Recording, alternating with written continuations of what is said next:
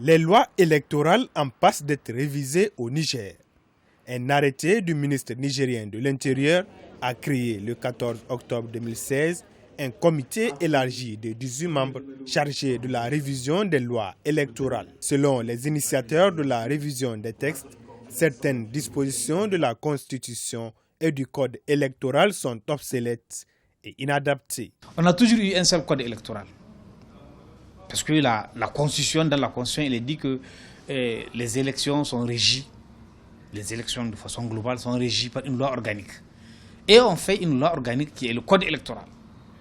Alors aujourd'hui, le comité doit réviser certaines dispositions de la Constitution pour qu'au finish, qu'on ait une seule loi électorale qui va être le code électoral.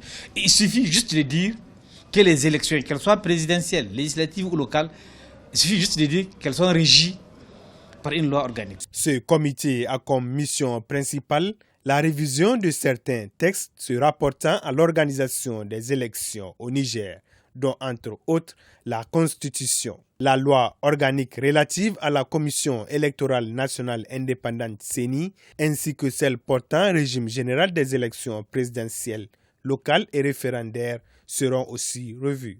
Certains observateurs de la scène politique nigérienne estiment que ce processus ne vise qu'à faire passer le pays d'un régime semi-présidentiel à un régime présidentiel. Dans pratiquement tous les pays où les socialistes sont au pouvoir, quand vous prenez le cas de la Côte d'Ivoire, la Constitution est en train d'être révisée. Quand vous prenez le cas du Sénégal, quand vous prenez le cas du Congo, etc., le Niger ne se soustrait pas à cette logique-là. On comprend bien la volonté de nos chefs d'État à vouloir triturer les constitutions. Et au Niger, d'ailleurs, les signaux étaient donnés lorsque le président de la République a fait sa main tendue avec le MNSD Nassara. L'opposition parlementaire qui devait être représentée dans ce comité par 2 personnes a, elle, décidé de ne pas participer.